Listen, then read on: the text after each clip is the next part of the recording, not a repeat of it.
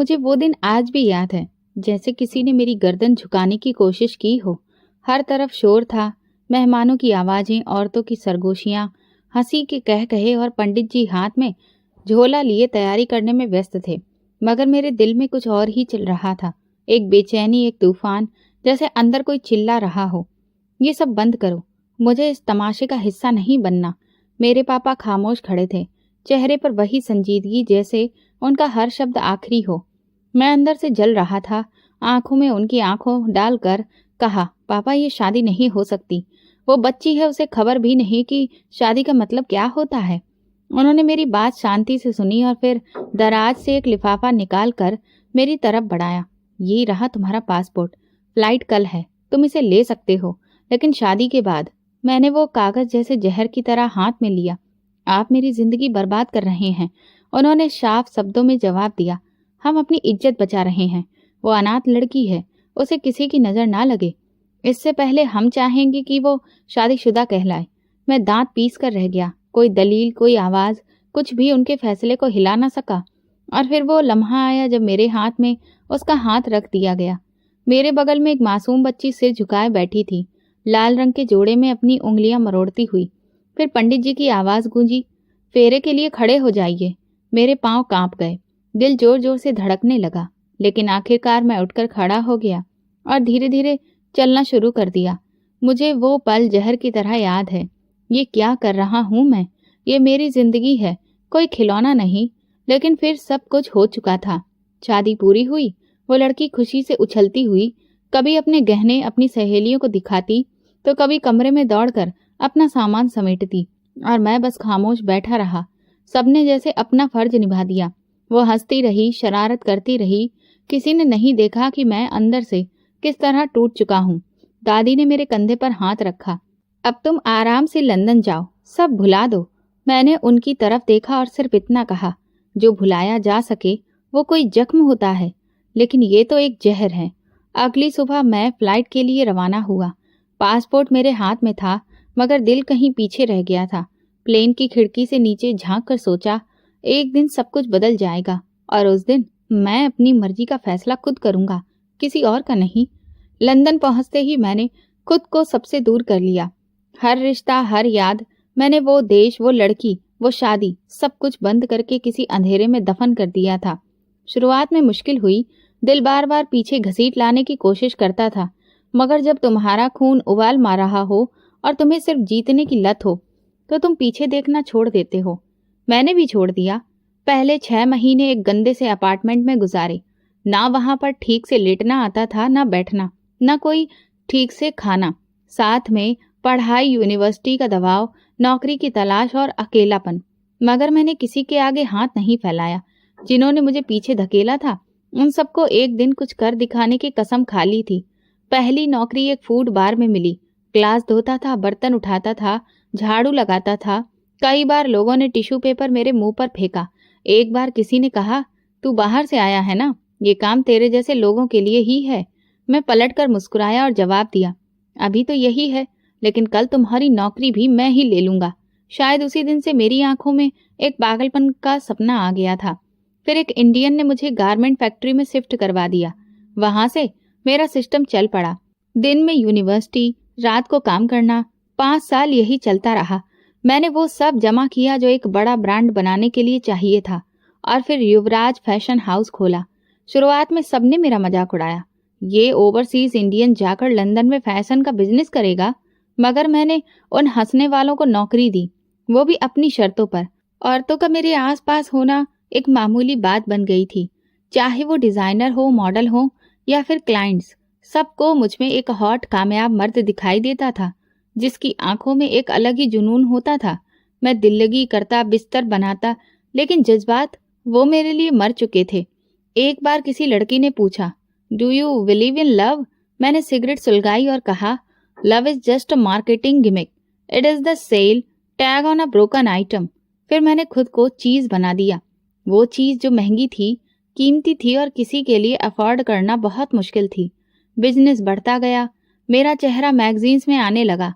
Showroom में लोग मेरी मौजूदगी की कीमत पर चीज खरीदने आते थे। हर कामयाबी मुझे उस वक्त की याद दिलाती जब मैंने अपनी शादी निभाने से इनकार करके यहाँ आया था। 12 साल गुजर चुके थे। एक रात मैं अपने पेंट हाउस की छत पर बैठा था, सिगरेट के धुएं में डूबा हुआ। नीचे शहर की रोशनियों का सैलाब था। मेरे फोन पर मैसेज आया, युवराज बेटा, दादाजी की तबीयत बहुत खराब है, शायद आखिरी मौका हो उनसे मिलने का। ये मेरी दादी का मैसेज था। कई पल मैं शांत बैठा रहा। दादाजी वही जिनकी मौजूदगी ही इस घर की बुनियाद थी, जिनकी खामोश नजरें हमेशा मुझ पर सख्ती करती थीं, मगर जिनके साए के बिना वो छत पूरी नहीं थी। मैंने सिगार बुझाया। 2 दिन बाद इंडिया की फ्लाइट बुक करवाई। बिना किसी को बताए मैं किसी इमोशनल रीयूनियन के लिए नहीं जा रहा था। मैं सिर्फ अपनी आखिरी पुकार पूरी करने जा रहा था। एयरपोर्ट पर कोई मुझे लेने नहीं आया। मैं खुद गाड़ी लेकर दादाजी के पुराने घर पहुंचा। दरवाजा खोला तो वहां कुछ भी नहीं बदला था। वही पुराना फर्श, वही पेंट और वही दीवारों पर टंगी तस्वीरें। बस उनमें अब उम्र का फर्क आ गया था। अंदर दाखिल हुआ तो एक बूढ़ी औरत दौड़ती हुई आई। मेरी दादी। युवराज, मेरा बच्चा। उन्होंने मुझे गले लगा लिया, लेकिन मैं बिल्कुल सीधा खड़ा रहा। दादाजी अंदर हैं, वो बहुत कमजोर हो गए हैं, तुम्हें देखकर खुश हो जाएंगे। मैंने सर हिलाकर उन्हें देखा, फिर अंदर चला गया। वो बिस्तर पर लेटे थे। ऑक्सीजन मास्क लगा हुआ था, लेकिन आंखें खुली थीं। मुझे देखते ही उनकी आंखों में रोशनी आ गई। उन्होंने हाथ उठाया, लेकिन शरीर ने साथ नहीं दिया।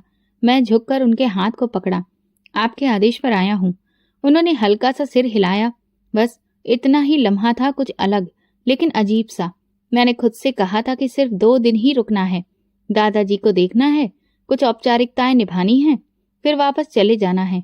लेकिन जिंदगी ने ऐसा मोड़ दे दिया जिस पर मैं तैयार नहीं था। अगले ही दिन परिवार में किसी की मंगनी थी। दादी ने कहा, चलो, सब लोग तुम्हें देखकर बहुत खुश हो जाएंगे। मैंने साफ कहा, मैं यहाँ कोई तमाशा देखने नहीं आया हूँ। उन्होंने सिर्फ इतना कहा, बस आकर एक कोने में बैठ जाना, न मुस्कुराना, न किसी से कुछ कहना, और वैसे भी तुम्हें कौन याद करता है। मैं चुप रहा।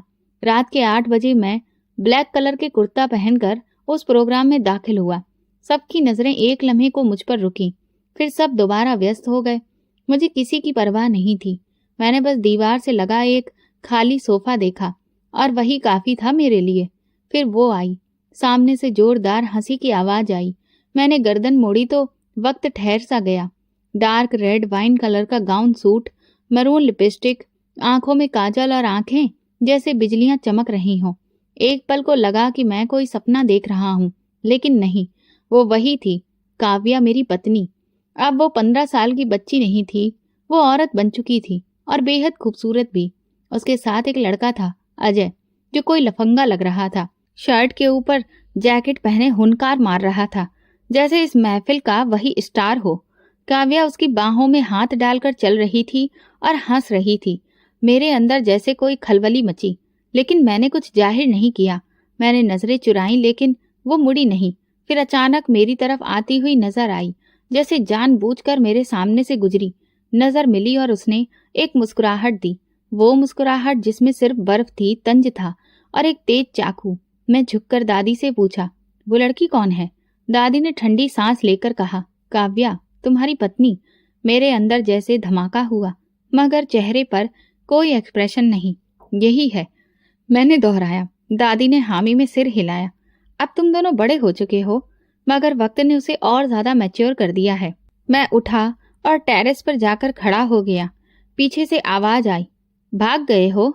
देखना बर्दाश्त नहीं है। मैंने पलट कर देखा तो वही सामने खड़ी थी। तुम तो काफी बदल गए हो युवराज। अब वो दुबला पतला लड़का नहीं रहा जो तेरे लिए रो रहा था, मैंने ठंडे लहजे में कहा। और तुम भी वो बच्ची नहीं रही जो अंगूठा चूसती थी। वो हंसी। सही कहा। अब मैं जानती हूँ कि मुझे क्या चाहिए, और वो अजय है। मैंने दांत भींचकर कहा, हाँ, उससे प्यार है। तुम्हारी मोहब्बत की औकात सिर्फ 2 तस्वीरें हैं, मैंने कहा। वह आगे बढ़ी और बोली, और तुम्हारी मोहब्बत की औकात 12 साल तक की खामोशी, एक फोन तक नहीं। मैं चुप हो गया। वो चली गई, मगर वो पल मेरे अंदर कैद हो गया।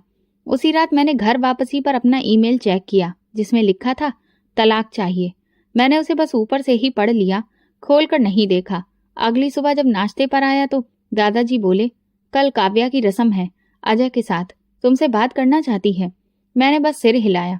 दादी ने कुछ नहीं कहा, सिर्फ मेरी तरफ देखा, जैसे जांच रही हो कि अब मैं टूटूंगा या फिर तोड़ दूंगा। शाम को जब सब लोग कमरे में व्यस्त थे, काव्या ऊपर आई। मैं अपने कमरे में लैपटॉप पर काम कर रहा था। दरवाजा खुला और वो अंदर आ गई। ये मेरा भी घर है, दरवाजा बंद नहीं किया तुमने?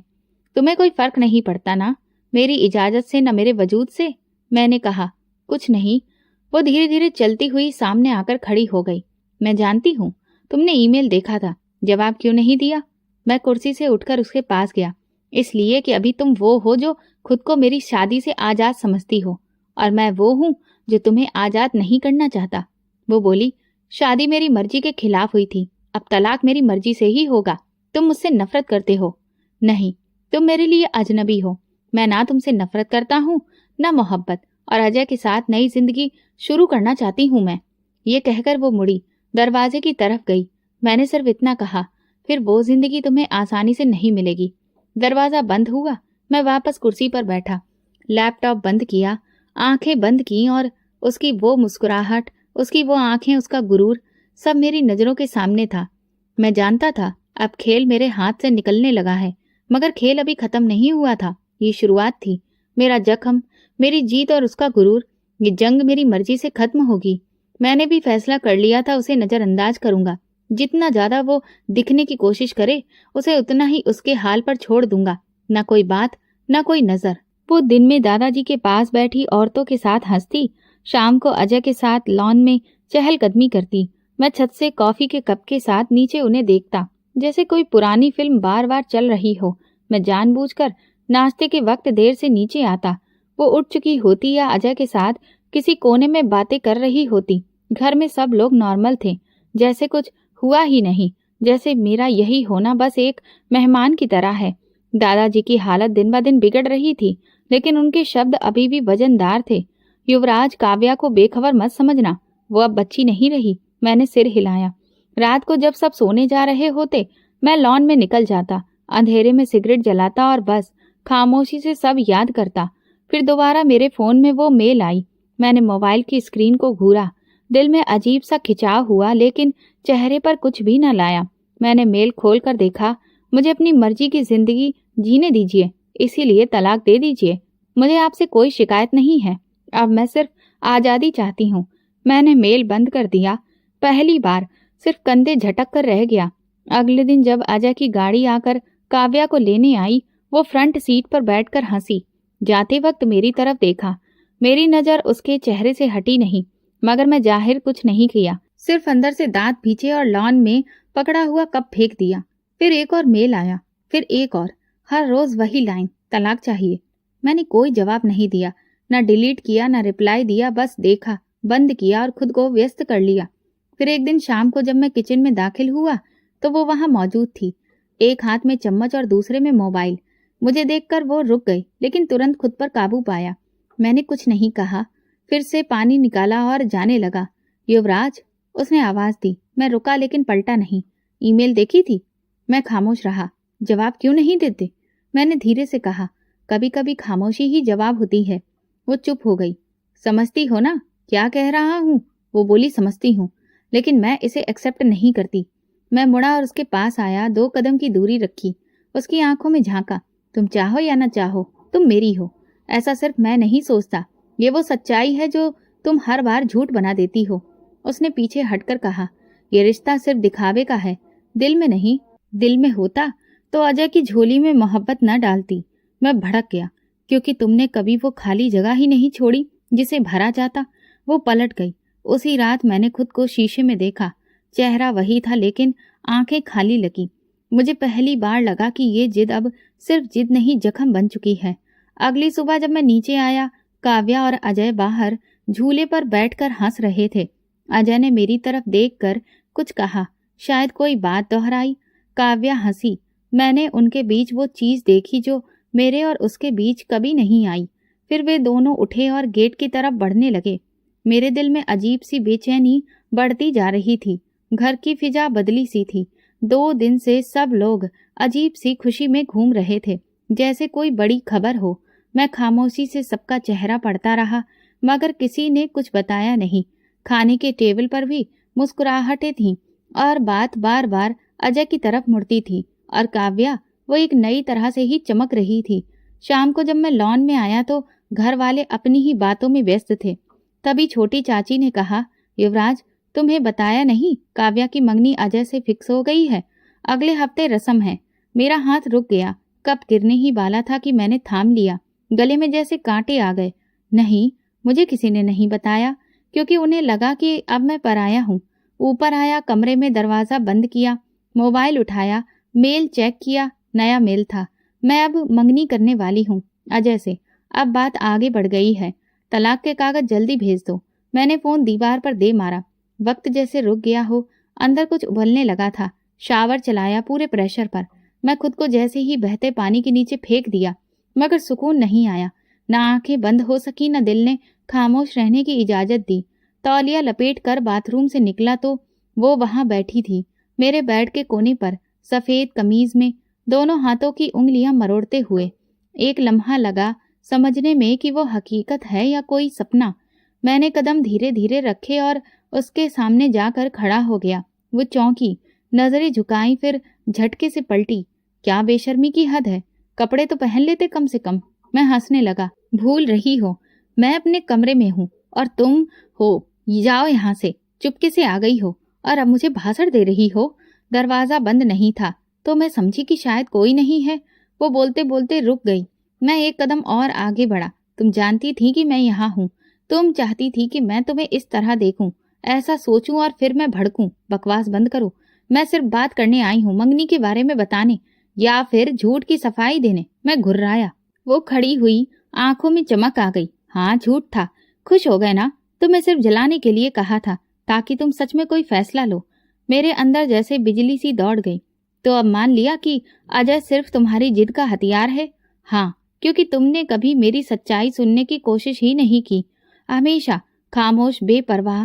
वो चिल्लाई। मैंने उसकी बाजू पकड़ी, उसे दीवार से लगाया और पास जाकर धीमी आवाज में कहा, बेशरम, तुम मेरी पत्नी हो। तुम्हें देखने के लिए मुझे इजाजत की जरूरत नहीं। छोड़ो मुझे। वो जोर से धक्का देती हुई आगे बढ़ी, लेकिन मैं पीछे नहीं हटा। तो फिर क्यों आई थी कमरे में? अगर झूठ से कोई जीत नहीं होनी थी, ये सब क्यों किया? क्योंकि मुझे जानना था कि तुम्हें कोई फर्क पड़ता भी है या नहीं। मेरे हाथ खुद ब खुद धीमे पड़ गए।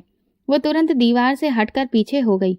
बोली, अब साफ हो गया है कि तुम्हें बस कब्जा चाहिए, जज्बा नहीं। तुम मालिक बनना चाहते हो, साथी नहीं। मैंने गहरी सांस ली। तुम ये मान लो कि तुम सिर्फ अजय से बदला ले रही हो, क्योंकि उसके लिए तुम्हारी आंखें वैसे नहीं चमकती जैसे मेरे लिए चमकती थी। कुछ पल को उसके होंठ हिले, मगर वो कुछ बोली नहीं। तो चली जाओ, और हाँ, अगली बार मेरे कमरे में बिना इजाजत आने से पहले सोच लेना, क्योंकि अगली बार मैं सिर्फ तुम्हें रोकने पर नहीं, खुद को रोकने पर भी मजबूर नहीं रहूंगा। उसने पलटते हुए कहा, खुद को? तुम समझते क्या हो खुद को? वो जो तुम्हें तुमसे बेहतर जानता है। दरवाजा बंद हुआ और मैं टूटकर बेड पर गिर गया। ये कोई साधारण झगड़ा नहीं था, ये जंग का पहला वार था और अब मुझे हारना नहीं था, चाहे कुछ भी करना पड़े। उसके जाने के बाद कमरे की खामोशी बहुत भारी लगने लगी थी। मेरी उंगलियां दीवार पर लगातार चल रही थीं, जैसे किसी अंदरूनी जंग का नक्शा बना रहा हूं। मैं जानता था ये जो कुछ हुआ मामूली नहीं था। वो सिर्फ मुझे भड़काने नहीं आई थी, वो खुद भी अंदर से टूट रही थी। लेकिन एक बात तय थी, अब यह खेल दो तरफ का हो चुका था। अगली सुबह नाश्ते पर कोई जिक्र नहीं हुआ।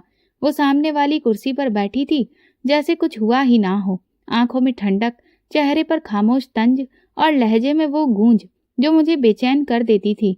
मैंने भी जाहिर किया जैसे कल कुछ भी नहीं बिगड़ा, लेकिन अंदर से हर पल मेरी सांसों में खरोंच पड़ रही थी।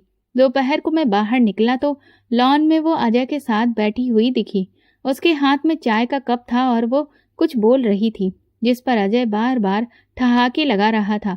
मैंने उसके चेहरे की तरफ देखा और मुझे लगा कि वो जानबूझकर जोर जोर से हंस रही है, जैसे मेरी तरफ भेज रही हो हर हंसी, हर लम्हा, हर नजर। जब दोनों अंदर दाखिल हुए तो मैं रास्ते में खड़ा था। वो मेरे पास से गुजरी, गर्दन ऊंची किए बिना किसी झिझक के। मैंने आवाज दी, काव्या। वो रुकी।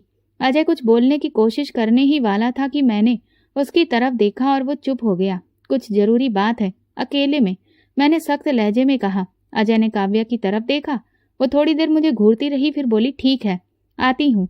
मैं सीढ़ियां चढ़कर चला गया। दिल की धड़कन तेज हो रही थी। 5 मिनट के बाद दरवाजा खुला। वो अंदर आई, सफेद कुर्ती में, बाल खुले हुए, वही चमक, वही जिद। क्या है? मैं पलटा, उसकी तरफ कदम बढ़ाए। तुम क्या चाहती हो? साफ कह चुकी हूँ, अजय से शादी, तुमसे आजादी। और अगर मैं वो आजादी ना दूं तो फिर मैं खुद ले लूंगी। वो आगे बढ़ी। भगोड़ी, अदालत जाओगी या कोई और ड्रामा करोगी? मैंने तंज भरे अंदाज में कहा। तुम ड्रामा समझते हो मेरी जिंदगी को? तुम सिर्फ मेरी जिंदगी का एक धब्बा हो जो मैं मिटा देना चाहती हूँ। मैं आगे बढ़ा, गुस्से से उसकी बाजू को पकड़ा और एक झटके से उसे दीवार से लगा दिया। वो चौंक गई, पलकें तेज झपकाई, मगर आंखों में डर नहीं था, बस वही खामोशी। मैं उसके बिल्कुल करीब होकर बोला, क्या समझकर खेल रही हो? मेरा सब्र आजमाना बंद करो। ये जबरदस्ती है। उसकी आवाज भर आई। हाँ, वही जबरदस्ती जो तुम कर रही हो, मेरी बर्दाश्त के साथ, मेरी हदों के साथ। मैंने जोर से कहा, तुम कुछ भी कर लो, अब मैं तुम्हें नहीं चाहती। उसने कहा, मगर आवाज कमजोर थी। और तुम मेरे अंदर की वो आग हो जो जलाए बिना चैन नहीं लेने देती। मैंने उसके चेहरे के बिल्कुल करीब जाकर कहा।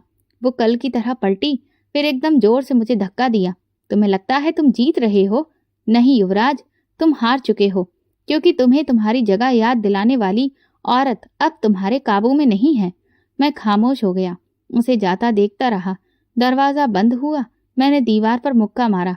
उसी समय समझ आया, ये लड़ाई सिर्फ शब्दों की नहीं रही, अब ये पूरी जंग है, अधिकार की।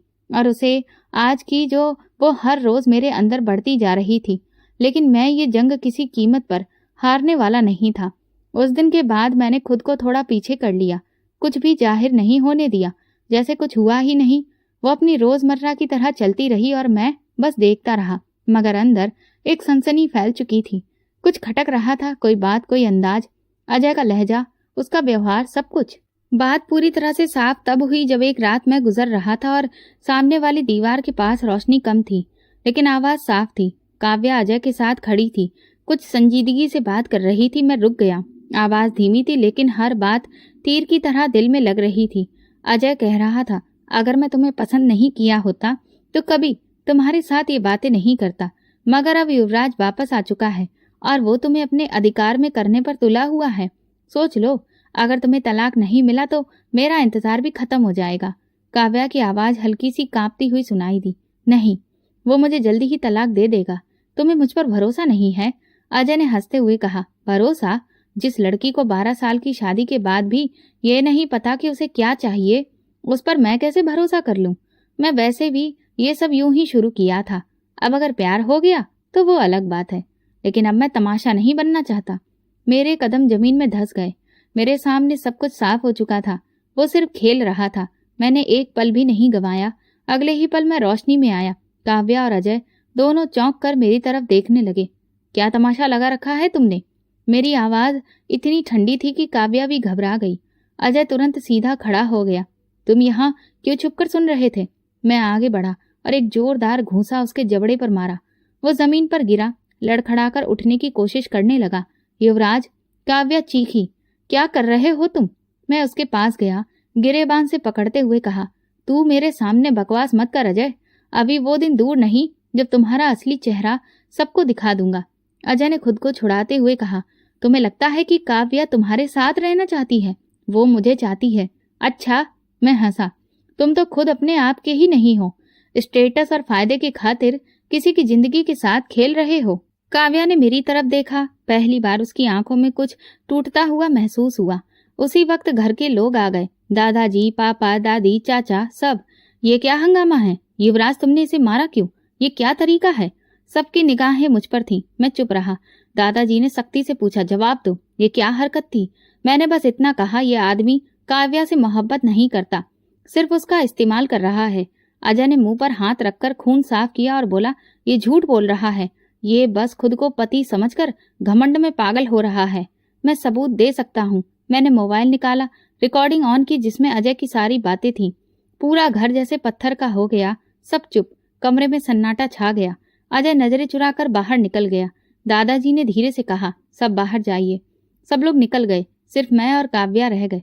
काव्या चुप थी, खामोशी से दरवाजे को देखती रही, जैसे वहां कुछ और हो। मैं धीरे से बोला, अब समझ में आया ये सिर्फ दिल लगी नहीं, ये मोहब्बत है।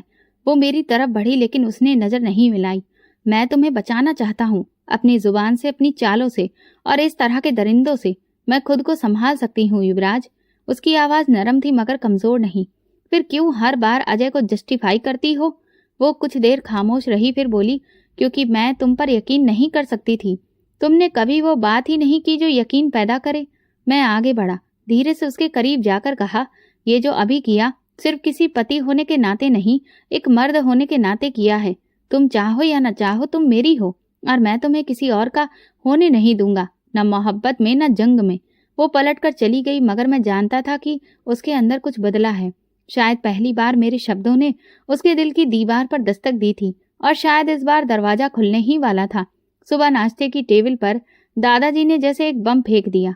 1 महीने के लिए काव्या और युवराज एक ही छत के नीचे रहेंगे, इसी घर में एक दूसरे के साथ। उसके बाद फैसला होगा। पूरी टेबल पर सन्नाटा पसर गया। सबने एक दूसरे की तरफ देखा। काव्या का चम्मच रुक गया। मेरी आंखों में सवाल लहराया मगर दादाजी का लहजा ऐसा था जिस पर कोई बहस नहीं हुई। ताई जी कुछ बोलने लगी थी लेकिन दादाजी ने हाथ उठाकर उन्हें खामोश कर दिया। बस, बहुत हो चुका, अब तमाशा बंद होगा। फैसला सिर्फ इन दोनों के बीच होगा, किसी की बिना दखल अंदाजी के। मैं खड़ा हो गया। काव्या ने एक पल को मेरी तरफ देखा, फिर अपनी चाय की प्याली की तरफ झुक गई। उसका खामोश रहना मेरे लिए नया नहीं था मगर अब हर खामोशी के पीछे कुछ और छुपा था। उसी शाम हमें ऊपर वाले पोर्शन में शिफ्ट कर दिया गया, जहां ड्राइंग रूम, एक किचन और एक छत थी। दादाजी ने हल्के अंदाज में कहा, तुम दोनों को थोड़ी देर अकेले में रहने की जरूरत है। रिश्ते दवाओं में नहीं पनपते। ऊपर आते ही कमरे का दरवाजा खोलते हुए मैंने आवाज दी, दरवाजा खुला रखना। अगली बार अगर जबरदस्ती दरवाजा तोड़ा तो तुम ही शोर मचाओगी। अंदर से आवाज आई, तुम्हारी दीवारें तोड़ने का कोई इरादा नहीं है, आदत सिर्फ बातों की है। मैं मुस्कुरा दिया। अजीब सा सुकून आया। रात को छत पर चहलकदमी करते हुए मैंने काव्या को बैठे देखा, गोद में किताब, हाथ में चाय, बाल खुले हुए, पैर नंगे। कुछ समय मैं खड़ा रहा, फिर आगे बढ़ा। क्या पढ़ रही हो? तुम्हें कोई दिलचस्पी है? नहीं, बस पूछ लिया। तुम्हारे जवाब का फायदा तुम्हारी ये औकात याद दिलाती है। जुबान शायद अब संभालने का वक्त आ गया है। उसने किताब बंद की और कहा, तुम्हारा जबरदस्ती का प्यार शायद अब खत्म करने का वक्त आ गया है।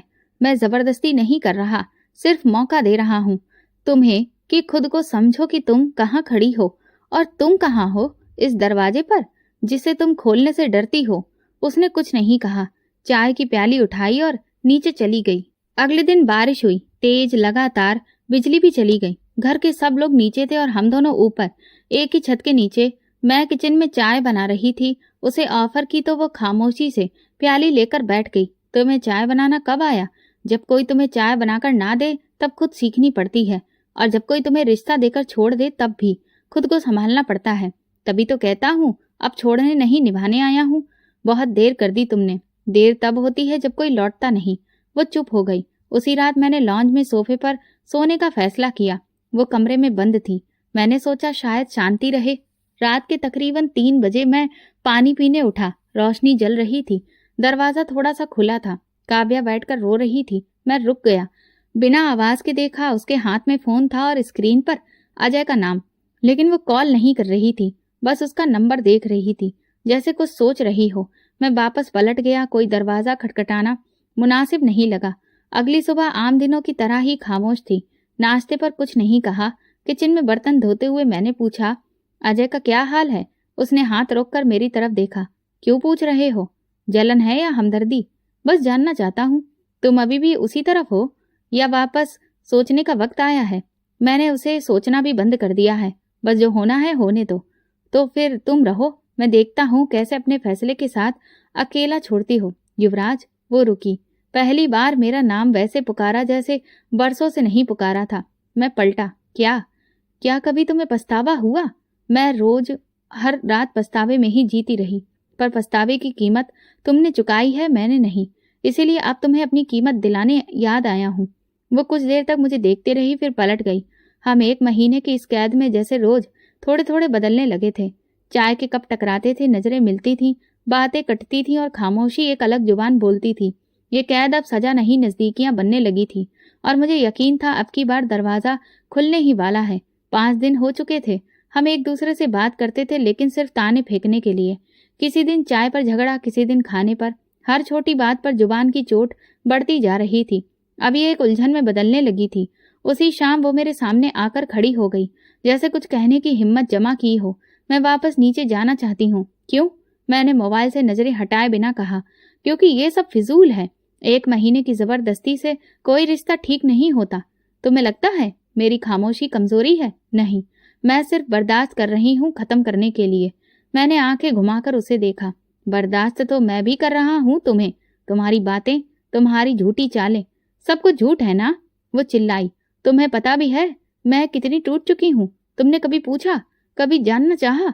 मैं पूछूं जब तुम्हें हर बार सिर्फ भागने की पड़ी हो, जब तुम्हारी जुबान पर सिर्फ अजय का नाम होता है? क्योंकि वो कम से कम मेरे एहसास का मजाक तो नहीं उड़ाता। उसे तो मेरी आंखों का भी मतलब नहीं पता, और मैं वो हूं जो तुम्हारी खामोशी पड़ता है। फिर भी तुम उसके साथ जाना चाहती हो? वो एक लम्हे को चुप रही, फिर बोली, हाँ, क्योंकि तुम्हारे साथ रहकर मरना इससे बेहतर है कि किसी और के साथ जीना सीखूं।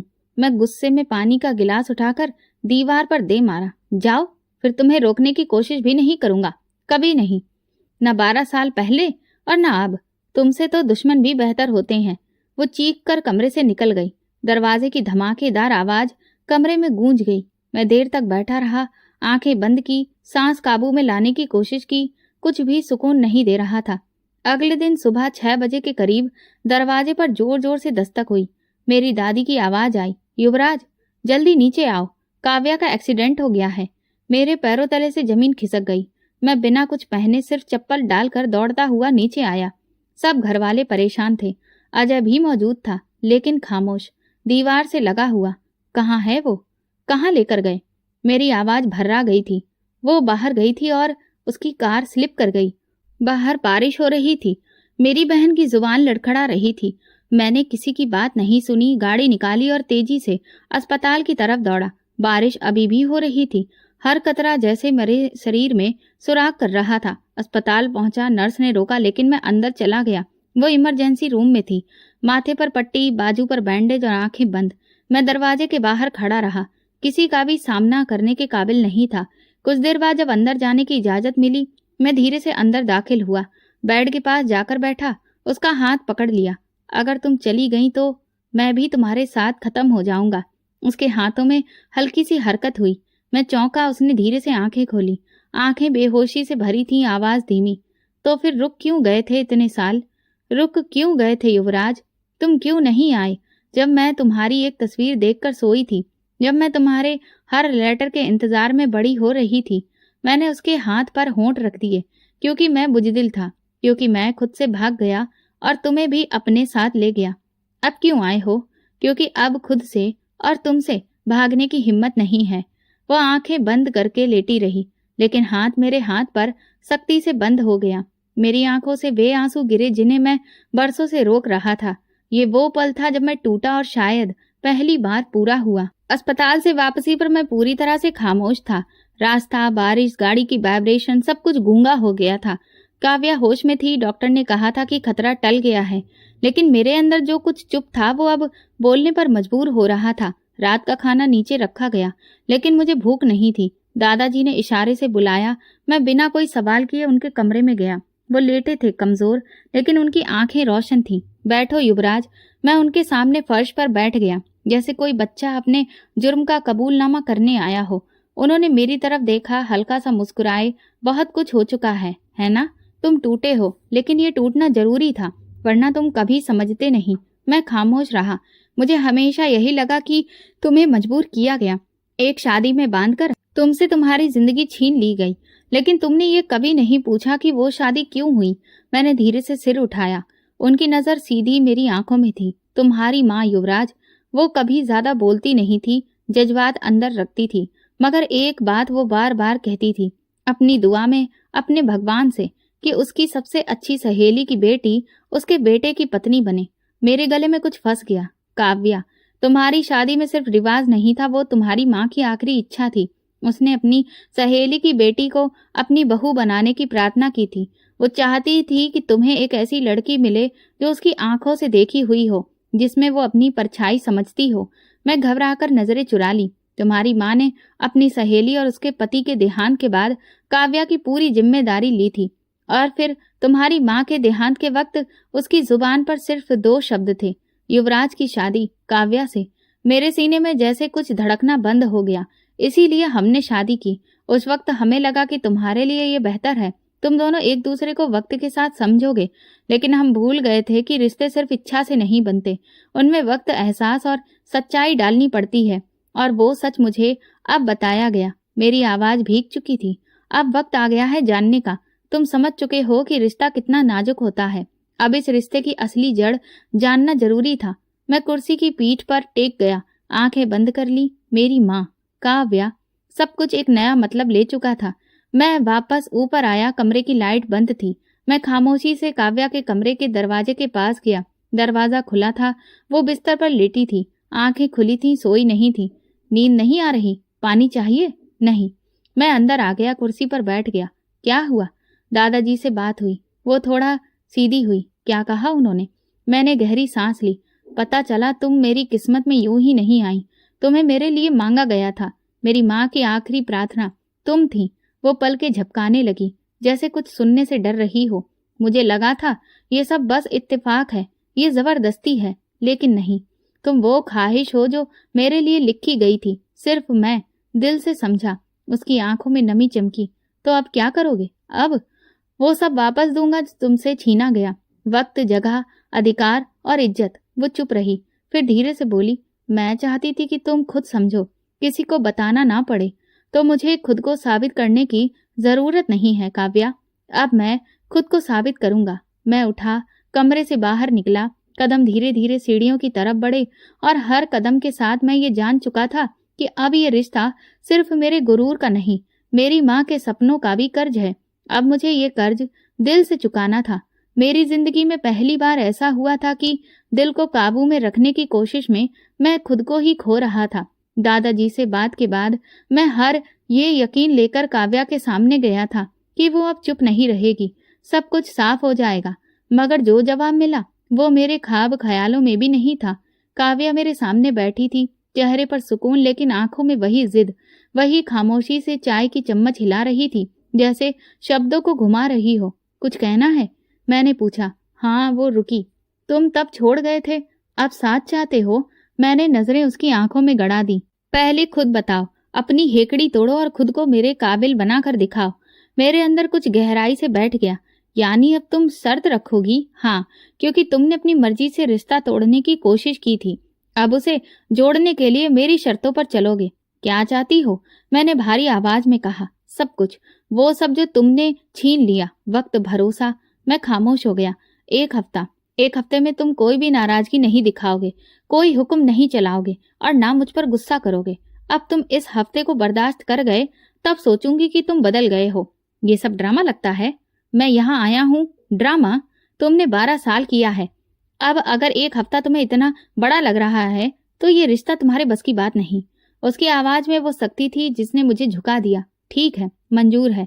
मैं उठा। तुम्हारे हर नियम पर खुद को रखूंगा और देखता हूँ कौन पहले टूटता है। अगला दिन अजीब सा गुजरा। मैंने खुद पर काबू रखा। हर छोटी बात पर कुछ कहने का मन किया, लेकिन मैं चुप रहा। वो रात को जानबूझकर लॉन्ज में मेरे बराबर वाले सोफे पर आकर बैठ गई।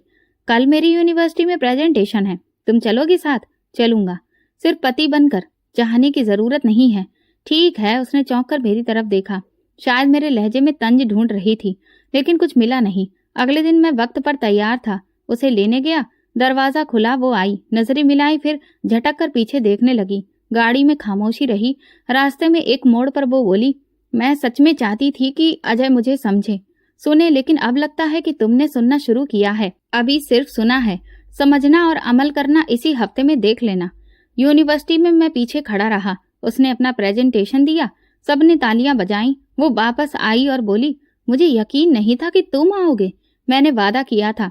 तुम वादा कम, भूल ज्यादा करते हो। अब नहीं भूलूंगा। अगले दिन वो बाजार गई, मैं साथ था। बैग्स उठाता रहा, कभी शॉपिंग बैग्स, कभी कपड़ों के सजेशन। वो पूछती रही, मैं जवाब देता रहा। फिर अचानक मेरी तरफ देखकर बोली, तुम सच में बदल रहे हो या बस एक्टिंग कर रहे हो? अगर एक्टिंग होती तो कब का फेल हो चुका होता। रात को खाने की टेबल पर वो खामोश थी। मैंने पूछा, खाने में कुछ पसंद नहीं आया? नहीं, सोच रही हूँ तुमने कुछ वापस छोड़ा है या दिल में अभी भी कुछ बाकी है। मैंने अपनी जिद, अपना गुरूर वहीं छोड़ दिया जहां तुम्हें पहली बार नजरअंदाज किया था। अब सिर्फ तुम हो और तुम्हारा इम्तिहान। 5 दिन गुजर चुके थे। छठे दिन उसने नया सवाल किया। आज मेरे साथ चलो, कुछ बच्चों से मिलना है, डोनेशन देना है और काम संभालना है। चलो, कोई बहस नहीं, तुम जो कहोगी वही होगा।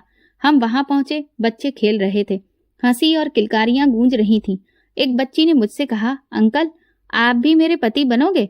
मैं हंसा, नहीं बेटा, मैं तो पहले से ही बंधा हुआ हूँ। वो मैडम पीछे खड़ी थी, सब देख रही थी।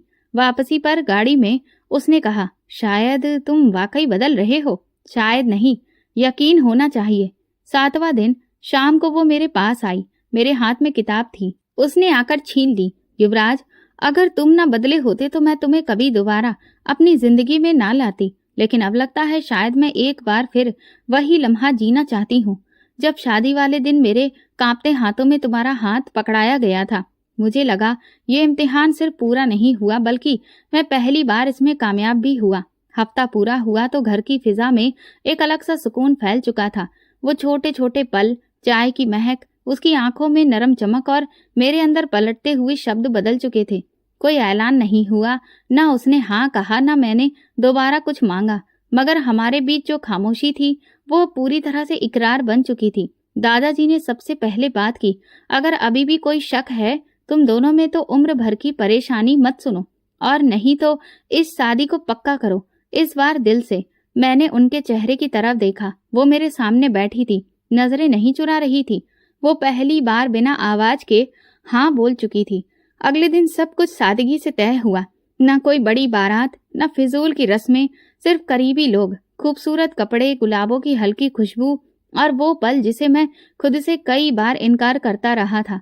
आज वो मेरे सामने बैठी थी। आज मेरे चेहरे पर बरसों बाद सुकून आया था। जब शादी की एक एक रस्म निभाई तो दिल जोर जोर से धड़क रहा था। जब उसकी मांग में सिंदूर भरा, जब उसके गले में मंगलसूत्र पहनाया और जब उसका हाथ पकड़कर 7 फेरे लिए। उसने मेरा हाथ धीरे से पकड़ा जो बरसों पहले उसके छोटे हाथों से जोड़ दिया गया था, आज उसके वजूद के साथ बंध गया। मैंने हाथ मजबूती से पकड़ा। वो झुकी और धीरे से मेरे कान के पास आई। उसकी सांसें मेरे गले से टकराईं। अब की बार भी छोड़कर गए तो तुम्हें भूलने से पहले खुद को मार दूंगी। मेरे अंदर जैसे कुछ हिल गया। मैंने उसकी आंखों में देखा। वो वाकई हल्की सी कमजोर लग रही थी, मगर उसकी बात में सच्चाई छिपी थी। मैं उसके कान के पास झुककर बोला, अब की बार जान भी देनी पड़ी तो तेरे कदमों में दूंगा। कुछ पल हम यूं ही बैठे रहे, ना कोई शोर, ना कोई ताली, ना कोई दिखावा, बस 2 इंसान जिन्होंने सब कुछ झेला, सहा और आखिरकार अपने भगवान के आगे वो वादा किया जिसे शब्दों में बयां नहीं किया जा सकता। शादी के बाद हम धीरे धीरे सीढ़ियों से चढ़े। सब पीछे छूट गया। दादाजी ने बस इतना कहा, आज से तुम दोनों एक दूसरे की पनाह में हो और पनाह कभी भी कमजोर नहीं होती। ऊपर वाले पोर्शन में दाखिल होते ही वही जगह जहां कभी दूरियां थीं, आज एक दूसरे के साथ की शुरुआत हो रही थी। कमरे में दाखिल होते ही वो रुकी, पलटी और मुझे देखा। याद है जब मैं पहली बार यहाँ आई थी तुमने कहा था ये मेरा कमरा है? याद है, आज भी यही कमरा है, मगर आज तुम मेरे साथ हो। मैं मुस्कुराया। ये कमरा सिर्फ हमारा है, सिर्फ जगह ही नहीं, सब कुछ अब हमारा है। खुशियां, दर्द, वक्त और दिल।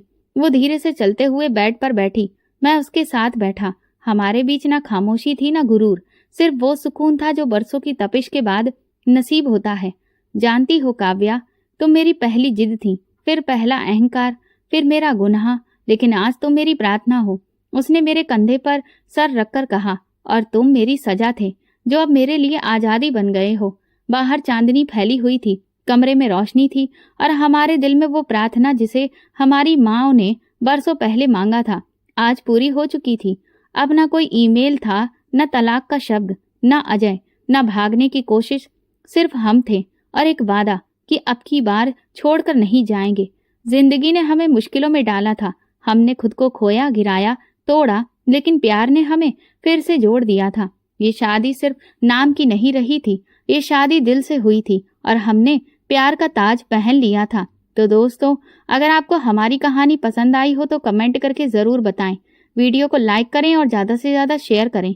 अगर आप चैनल पर नए हैं तो सब्सक्राइब जरूर करें और नोटिफिकेशन बेल को दबा दें ताकि अगली अपडेट सबसे पहले आपको मिले। धन्यवाद।